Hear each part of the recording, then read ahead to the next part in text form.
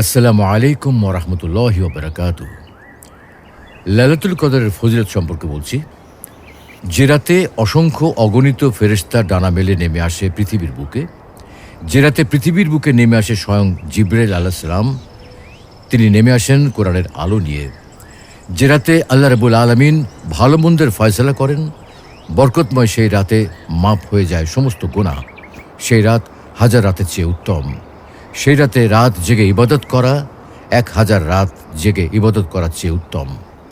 আল্লাহ রাব্বুল আলামিন বলছেন, তুমি কি জানো লাইলাতুল কদর কোন সে রাত? লাইলাতুল কদর হলো সেই রাত যে রাত হাজার রাতের চেয়ে উত্তম।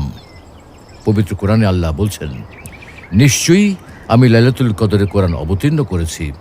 আপনি কি জানেন লাইলাতুল কদর কি?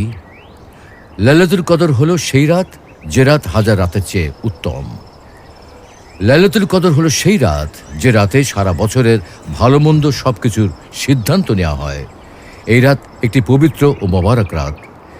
এই রাতে আল্লাহর নির্দেশে জিবরাইল আলাইহিস সালামের নেতৃত্বে ফেরেশতারা নেমে আসেন।